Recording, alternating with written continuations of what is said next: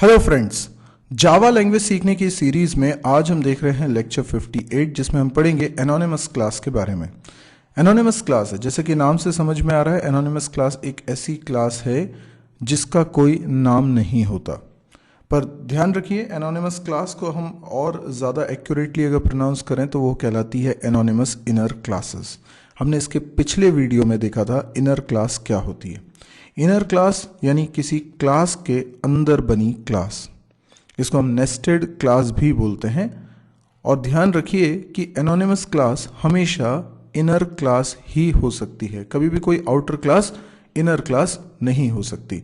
तो यदि हम एक छोटा सा प्रोग्राम बना के इस बात को समझने की कोशिश करें तो मैं एक प्रोग्राम यहाँ पर बना रहा हूँ। मान लीजिए मैंने यहाँ पर एक नई फाइल बनाई और इस फाइल का नाम रख लेता हूँ example.java। ओके, अब इसको मैं ओपन करता हूँ नोटपैड में। आप देख सकते हैं ये फाइल ओपन हो गई है। अब अगर मैं कोई क्लास बनाऊँ, ठीक है, तो ये क्लास आउटर क्लास होगी, जैसे कि एग्जाम्पल। और अब अगर मुझे इनर क्लास बनानी है तो इसके अंदर बनानी है, राइट। तो अभी मैं इसमें तो public static void main function बना देता हूँ और इसके अंदर स्ट्रिंग args, ठीक है, ये मेन फंक्शन की कोडिंग। ओके, अब मैं यहाँ पर एक और क्लास बनाता हूँ। इस क्लास को मैंने पब्लिक बोल दिया, ठीक है। अच्छा, इसके अलावा मैं एक और क्लास बनाता हूँ, लेट्स से क्लास इंडिया, ठीक, ये क्लास इंडिया की कोडिंग। अब मैं ये कह रहा हूँ कि जो मैंने क्लासेस अभी बनाई, चाहे वो एग्जाम्पल हो या इंडिया क्लास हो, दे आर आउटर क्लासेस। ये किसी क्लास के अंदर बनी क्लास नहीं है, बल्कि ये बाहर एक क्लास है। अगर हम चाहें तो इन क्लासेस के अंदर एक और क्लास बना सकते हैं, वो कहलाएगी इनर क्लास। फॉर एग्जाम्पल, मैंने इसके अंदर एक क्लास बनाई, लेट्स से ग्रीटिंग इंडिया, ठीक है। अब ये मैंने क्लास बनाई, तो ये कहलाती है इनर क्लास, क्लास के अंदर बनी क्लास। इसी को नेस्टेड क्लास भी बोलते हैं। लेकिन हम पढ़ रहे हैं आज एनोनिमस क्लास, जिसका मतलब है हमारी क्लास का कोई नाम नहीं होना चाहिए। एनोनिमस मतलब होता है अज्ञात, जिसका कोई नाम ना हो। तो एनोनिमस क्लास कैसे बनाई जाती है? तो there is no such thing as anonymous class without the inner. मतलब अगर आप इनर नहीं भी बोलते, आप सिर्फ बोलते हैं एनोनिमस क्लास, तो उसका मतलब भी होता है एनोनिमस इनर क्लास, क्योंकि इनर क्लास ही एनोनिमस हो सकती है। They are defined inside another class, वो किसी क्लास के अंदर ही डिफाइन होती है। An anonymous class is an inner class that is declared without using a class name. मतलब ये एक ऐसी क्लास है जिसका कोई नाम हम नहीं लिखते। तो इस बात को समझने के लिए हम एक छोटा सा एग्जाम्पल देखते हैं। तो मैं यहाँ पर एक काम करता हूँ, एक छोटा सा कोड लिखता हूँ। पहले तो ये जो क्लास में ग्रीटिंग इंडिया बना रहा था, इसको हटा देता हूँ और मैं एक अलग से क्लास बनाता हूँ, ठीक है। अच्छा, इस बात को समझिएगा, जो एनोनिमस क्लास होती है वो हमेशा इनर क्लास होती है। देखिए, दो बहुत इंपॉर्टेंट बातें बता रहा हूँ, बहुत ही ज़्यादा इंपॉर्टेंट है एनोनिमस क्लास के बारे में, इनको भूलना ही नहीं है। पहली बात, एनोनिमस क्लास हमेशा इनर क्लास होती है, किसी क्लास के अंदर ही बनती है। दूसरी इंपॉर्टेंट बात है, एनोनिमस क्लास किसी क्लास की सब क्लास ही होती है, चाइल्ड क्लास ही होती है। ये दो बातें बहुत ही ज़्यादा इंपॉर्टेंट है। अब अगर मैं कह रहा हूं कि मुझे इंडिया क्लास के अंदर एक क्लास बनानी है, एनोनिमस क्लास, क्योंकि वो इनर क्लास ही हो सकती है, इसलिए किसी क्लास के तो अंदर मुझे बनाना है। इसलिए मैंने कहा कि इंडिया क्लास के अंदर मुझे एक क्लास बनानी है, पर वो हो इनर क्लास। तो ये ज़रूरी है कि इनर क्लास जब मैं बनाऊं और वो एनोनिमस क्लास हो तो वो किसी की चाइल्ड क्लास होगी, सब क्लास होगी। तो किसकी सब क्लास होगी? तो वो क्लास तो मुझे पहले बनानी पड़ेगी। तो मैंने एक और क्लास बनाई जिसका नाम रख लेते हैं ग्रीटिंग। सिंपल सी एक क्लास है। इस क्लास के अंदर हम लोग लिख रहे हैं एक function, let's say public void से हेलो, ठीक है। और इसकी कोडिंग में हमने लिखा system dot out dot println, और ये प्रिंट कर देगा हेलो, ठीक है। ये मैंने एक क्लास बनाई। अच्छा, ये तो क्लास का नाम है ग्रीटिंग, ये तो एनोनिमस क्लास नहीं है। एनोनिमस क्लास तो मैं इंडिया क्लास के अंदर बनाने वाला हूँ। अच्छा, क्लास कैसे बनाते हैं? क्लास बनाते हैं नॉर्मली क्लास कीवर्ड लिखकर, क्लास का कुछ नाम लिखकर, यहाँ पे क्या लिखते हैं, कुछ नाम, और उसके बाद फिर क्लास की बॉडी बना देते हैं। ये क्लास की बॉडी है, और इसके अंदर मैं क्या लिख सकता हूँ, कोड लिख सकता हूँ। लेकिन अब मैं ये कह रहा हूँ कि मुझे क्लास का कोई नाम नहीं चाहिए। एनोनिमस क्लास, नाम नहीं होना चाहिए। नाम नहीं होगा, सीधे क्लास बनेगी, और ऑन द स्पॉट क्लास का ऑब्जेक्ट बनाऊंगा। देखिए कैसे, मैं लिखूंगा न्यू। न्यू लिखते हैं तो हम इंस्टेंस बनाते हैं, ऑब्जेक्ट बनाते हैं, पर न्यू लिखने के बाद मैं पेरेंट क्लास का नाम लिख रहा हूं, यानी ग्रीटिंग। ग्रीटिंग क्या है?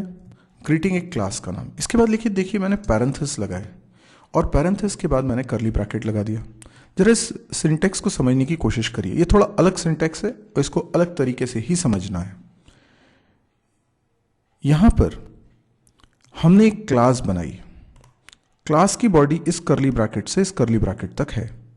ये पूरी क्लास की कोडिंग में करने जा रहा हूं। ये एक एनोनिमस क्लास है जिसका कोई नाम नहीं है, पर ये क्लास ग्रीटिंग की चाइल्ड क्लास है, और क्लास बनाने के दौरान ही मैं इस क्लास का ऑब्जेक्ट भी बना रहा हूं। तो जनरल सिंटेक्स क्या हुआ? जनरल सिंटेक्स ये हुआ कि आप जिस एनोनिमस क्लास को बना रहे हैं उस क्लास की बॉडी के पहले आपको लिखना पड़ेगा पेरेंट क्लास का नाम और पैरेंथेसिस, पेरेंट क्लास का नाम, ठीक है। क्योंकि इस क्लास का तो नाम है ही नहीं, और मैंने कहा कि एनोनिमस क्लास हमेशा किसी की चाइल्ड क्लास होती है, तो जिसकी भी चाइल्ड क्लास होती है उसका नाम आपको लिखना पड़ता है और पैरेंथेसिस लगाना होता है, और ऑन द स्पॉट आपको ऑब्जेक्ट बनाना होता है। तो ये आपने ना केवल, क्योंकि देखिए अगर क्लास एनोनिमस होगी, उसका नाम ही नहीं होगा, तो आप फ्यूचर में उसके ऑब्जेक्ट्स कैसे बनाएंगे? नहीं बना पाएंगे। इसलिए एनोनिमस क्लास जिस वक्त बनाते हैं उसी वक्त उसका ऑब्जेक्ट बना देते हैं, और यही उसका सिंटेक्स। अच्छा, ऑब्जेक्ट बना दिया तो उसको रखेंगे किस में? रखने के लिए आपको चाहिए रेफरेंस वेरिएबल, पर रेफरेंस वेरिएबल एनोनिमस क्लास का नहीं बन सकता। क्यों? क्योंकि क्लास का जब नाम ही नहीं है तो रेफरेंस वेरिएबल बनाने के लिए लिखेंगे क्या? नॉर्मली किसी क्लास का रेफरेंस वेरिएबल बनाने के लिए पहले आपको क्लास का नाम लिखना होता है, फिर वेरिएबल का नाम लिखना होता है। पर जब यहाँ पे वेरिएबल है ही नहीं, यहाँ पर क्लास का नाम है ही नहीं, तो फिर वेरिएबल कैसे बनेगा?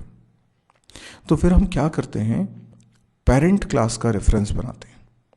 ये बात आपको बहुत अच्छे से याद होनी चाहिए कि पेरेंट क्लास यानी सुपर क्लास का रेफरेंस वेरिएबल चाइल्ड क्लास के ऑब्जेक्ट को रेफर कर सकता है। तो अगर मैं ग्रीटिंग, जो कि पेरेंट क्लास है, उसका रेफरेंस बनाऊं, ग्रीटिंग, और रेफरेंस वेरिएबल बना लिया जी, तो जी क्या है? एक रेफरेंस वेरिएबल, लेकिन वो किस टाइप का है? ग्रीटिंग यानी पेरेंट क्लास का। और ऑब्जेक्ट किसका बना रहे हैं? एनोनिमस क्लास का। और एनोनिमस क्लास क्या है? एनोनिमस क्लास ग्रीटिंग की ही चाइल्ड क्लास है। देखिए, अब जरा कुछ कॉन्सेप्ट रिकॉल करते हैं। क्या आपको याद है कि जो पेरेंट क्लास होती है, अभी मैं डायग्राम से समझाता हूँ। मान लीजिए ये एक क्लास है, ठीक है, और ये क्लास है पेरेंट क्लास, ठीक। इसके अंदर कुछ फंक्शंस बने, F1, F2, ये फंक्शंस मान लीजिए, जिसके और सोचिए कि मैंने इसकी एक चाइल्ड क्लास भी बना दी है, लेट्स से B। अब मैं क्या करता हूँ, मैं ऑब्जेक्ट तो बनाता हूं बी क्लास का, ये बना दिया मैंने बी क्लास का ऑब्जेक्ट, लेकिन इसका एड्रेस असाइन करता हूं ए क्लास के रेफरेंस वेरिएबल में, लेट्स से O1। ठीक है, तो ये जो बी क्लास का ऑब्जेक्ट बना है, ठीक है, उसको रेफर बी क्लास का रेफरेंस वेरिएबल नहीं कर रहा है, उसकी पेरेंट क्लास का रेफरेंस वेरिएबल कर रहा है। तो मान लीजिए यहां पर भी कुछ फंक्शन बने हुए हैं F3। अब मैं O1 डॉट लगाकर सिर्फ उन्हीं फंक्शंस को कॉल कर सकता हूं जो ओरिजिनली पेरेंट क्लास में बने हो, क्योंकि रेफरेंस वेरिएबल का टाइप A है।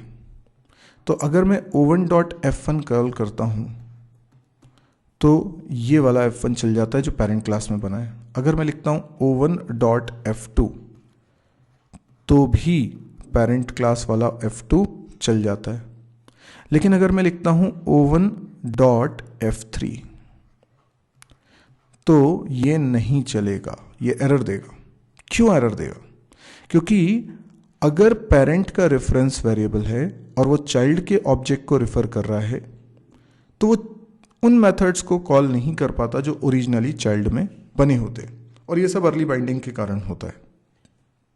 तो यहां पर पेरेंट वाले वर्जन्स को तो हम कॉल कर पा रहे हैं, पर चाइल्ड वाले वर्जन्स को कॉल नहीं कर पा रहे हैं। तो ये आपको लिमिटेशन समझनी होगी कि जब भी पेरेंट का रेफरेंस वेरिएबल चाइल्ड के ऑब्जेक्ट को रेफर करता है तो भले ही ऑब्जेक्ट चाइल्ड का बना है पर फंक्शन सिर्फ पेरेंट वाले कॉल हो पाते हैं। चाइल्ड वाला कोई फंक्शन कब कॉल होगा? जब हम पेरेंट वाले किसी वर्जन की ओवरराइडिंग करेंगे। अगर मैंने एक और फंक्शन बनाया है ए क्लास में, लेट्स से F4, और F4 फंक्शन की ओवरराइडिंग मैं यहां कर देता हूं, यानी यहां पर भी मैं सेम प्रोटोटाइप का फंक्शन डिफाइन कर देता हूं। अब जब मैं O1 डॉट F4 करूंगा तो ध्यान रखिए बाकी सब केसेस में अर्ली बाइंडिंग हो रही थी, यानी कंपाइल टाइम बाइंडिंग हो रही थी, लेकिन इस केस में लेट बाइंडिंग होगी, डायनेमिक बाइंडिंग, रन टाइम पे बाइंडिंग, जिस वजह से, यानी आप ध्यान रखिए जब भी फंक्शन की ओवरराइडिंग होती है, ओवररिडन फंक्शन की हमेशा लेट बाइंडिंग होती है जावा में। तो आप जब O1 डॉट F4 करेंगे तो ये क्योंकि रन टाइम पे बाइंडिंग हो रही है, ये रेफरेंस वेरिएबल के टाइप को आधार नहीं बनाएगा जैसा कि अभी पहले के 3 एग्जांपल्स में हुआ, बल्कि रेफरेंस वेरिएबल किसको रेफर कर रहा है उसके आधार पे तय होगा। तो अब रेफरेंस वेरिएबल है O1 जो रेफर कर रहा है B के ऑब्जेक्ट को, तो B के ऑब्जेक्ट वाला F4 चलेगा। पर यह सब इसलिए मुमकिन हुआ क्योंकि रन टाइम पे बाइंडिंग हो रही है। तो यहां पर F4 कौन सा चलेगा? B क्लास वाला। यानी कि अगर अर्ली बाइंडिंग होती है तो रेफरेंस वेरिएबल किस टाइप का है उसी क्लास के मेथड्स कॉल हो पाते। तो अगर रेफरेंस वेरिएबल A टाइप का है तो सिर्फ A क्लास वाले फंक्शन चल पाएंगे, लेकिन अगर किसी फंक्शन की ओवरराइडिंग हो रही है तो फिर रेफरेंस वेरिएबल A टाइप का है इससे फर्क नहीं पड़ेगा, रेफरेंस वेरिएबल किसको पॉइंट कर रहा है इससे फर्क पड़ेगा, क्योंकि उसकी हो रही है लेट बाइंडिंग। 100 बातों की एक बात, अगर मैं इनहेरिटेंस कर रहा हूं, रेफरेंस वेरिएबल पेरेंट का बना रहा हूं और ऑब्जेक्ट चाइल्ड का बना रहा हूं, तो चाइल्ड क्लास के वही मेथड्स कॉल हो पाएंगे जिनकी मैंने ओवरराइडिंग करी है। यानी B क्लास के F3 तो चल नहीं पाएगा क्योंकि उसकी अर्ली बाइंडिंग हो रही है, सिर्फ B क्लास के वही फंक्शन चल पाएंगे जो ओवररिडन मेथड है, यानी पेरेंट क्लास के किसी वर्जन को आपने ओवरराइड किया है। तो ये बात मैंने क्यों बताई? ये बात मैंने इसलिए बताई कि जब आप यहां पे एनोनिमस क्लास बना रहे हैं और आप कह रहे हैं कि एनोनिमस क्लास ग्रीटिंग की चाइल्ड क्लास, राइट, तो सिचुएशन तो कुछ ऐसी हो गई, ऐसी हो गई कि ये जो A क्लास में एग्जाम्पल के लिए दे रहा था, ये A क्लास ना होके ये ग्रीटिंग क्लास, ये पेरेंट क्लास,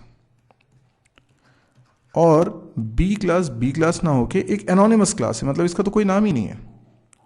तो अगर मुझे B क्लास का यानी एनोनिमस क्लास का कोई फंक्शन चलाना है तो उसके लिए ज़रूरी है कि मैं ग्रीटिंग क्लास के किसी फंक्शन को ओवरराइड करूं। हमने देखा क्या कि पेरेंट क्लास में एक से हेलो नाम का फंक्शन बना हुआ है। तो अगर हम चाहते हैं कि हमारी चाइल्ड क्लास जो एनोनिमस क्लास है, ग्रीटिंग की चाइल्ड क्लास, उसका फंक्शन चले तो हमें ओवरराइडिंग करनी पड़ेगी। तो मैंने लिखा पब्लिक वॉइड से हेलो। अगर मैं यहां पर ओवरराइडिंग ना करूं और कोई नया ही फंक्शन बनाऊं तो वो नहीं चल पाएगा, क्योंकि रेफरेंस वेरिएबल किसका है? रेफरेंस वेरिएबल है पेरेंट क्लास का, ग्रीटिंग क्लास का। तो ग्रीट का अगर वेरिएबल कॉल करेगा से हेलो फंक्शन को तो चाइल्ड वाला कॉल होगा, क्योंकि इसकी ओवरराइडिंग हो रही है। पर अगर चाइल्ड क्लास में कोई नया ही फंक्शन बना दूंगा तो वो कॉल नहीं हो पाएगा, क्योंकि वहाँ अर्ली बाइंडिंग होगी और पेरेंट वाला ही वर्जन चलेगा।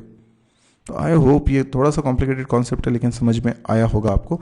अगर आपको समझने में थोड़ी भी दिक्कत हो रही है ना, तो जो कुछ मैंने बोला है उसको रिपीटेडली देखिए, 2-3 बार देखिए, आपको चीज़ें समझ में आ जाएंगी मैं क्या बोल रहा हूँ। मैंने एक एक बात बोली है। तो आपको चाइल्ड क्लास में ओवरराइडिंग करनी पड़ती है। तो एनोनिमस क्लास हमेशा चाइल्ड क्लास होती है, और एनोनिमस क्लास का जो ऑब्जेक्ट बनता है उसका रेफरेंस हमेशा उसकी पेरेंट क्लास के रेफरेंस वेरिएबल में ही जाता है। इसलिए ओवरराइडिंग ज़रूरी है। नहीं करेंगे तो इसके अंदर बने फंक्शन का कोई मतलब ही नहीं रह जाएगा। तो मान लीजिए इसके अंदर मैंने एक स्टेटमेंट लिखा system.out.println, और इसमें लिख देता हूँ नमस्ते। ठीक है, ओके। अब ये चलेगा कैसे? हाँ, इसको समझते हैं अब चलेगा कैसे। तो मैंने एक और क्लास बनाई हुई है एग्जाम्पल, और इसके अंदर मैं ऑब्जेक्ट बनाता हूँ इंडिया क्लास का। तो मैंने लिखा इंडिया I1 या I, ठीक है, या इंडिया पूरा लिख देता हूँ। अब ये स्मॉल लेटर्स में लिखा हुआ है इसलिए ये रेफरेंस वेरिएबल है। हाँ, ये क्लास का नाम है इंडिया, और ये जो इंडिया लिखा हुआ है ये रेफरेंस वेरिएबल। इसमें न्यू और इंडिया, ये बन गया ऑब्जेक्ट। ओके, अब ये जो इंडिया है, ठीक है, ये क्या है?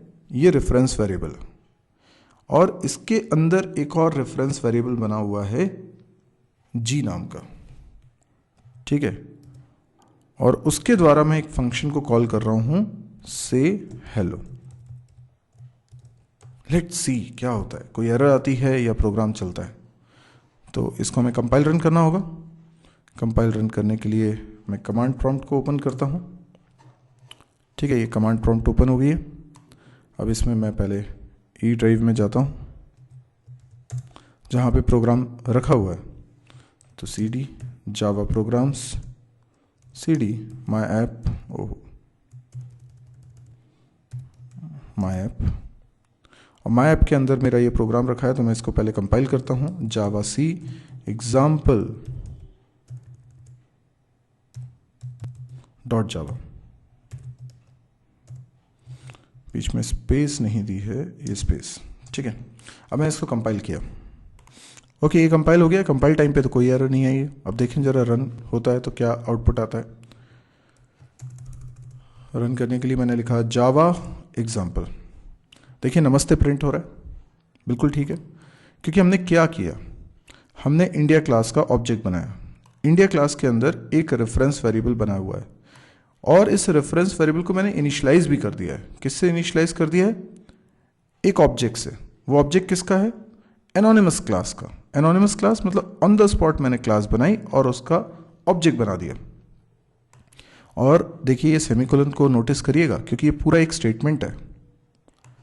ठीक है, अगर आपको समझने में थोड़ी सी भी दिक्कत जा रही है तो देखो मैं इसको एक बार फिर लिख के बता। देखो ये हटा दिया मैंने, ये वाला जो पोर्शन है ये हटा दिया। अब जरा इसको ऐसे देखिए, ये देखिए, ये तो एक लाइन है ना, ये स्टेटमेंट है, इसलिए यहाँ पे सेमीकोलन लगा है। आप क्या कर रहे हैं? आप ये कर रहे हैं कि रेफरेंस वेरिएबल बना रहे हैं ग्रीटिंग क्लास का, और एक ऑब्जेक्ट बना रहे हैं। अगर मैं ये करली ब्रैकेट ना लगाऊं ना तो ऐसा लगेगा कि मैंने ऑब्जेक्ट ग्रीटिंग क्लास का ही बनाया है, बट ये करली ब्रैकेट अगर मैंने लगा दिया तो मैंने एक्चुअल में ग्रीटिंग की चाइल्ड क्लास बना दी है। ये सिंटैक्स है। तो यहां हमेशा क्या लिखा जाएगा, पेरेंट क्लास का नाम, ठीक है, और यहां पे मैंने क्लास बना दी, तो ये क्लास के करली ब्रैकेट है, एनोनिमस क्लास के। और फिर इसमें मुझे कोडिंग करनी है, इसके अंदर फंक्शन बनाना है, इसलिए मैंने थोड़ी सी जगह बनाने के लिए इसको नीचे ले गया और फिर मैंने ये कोड इसके अंदर लिख दिया, ठीक है। आई होप आपको ये समझ में आ गया होगा कि एनोनिमस क्लास क्या होती है।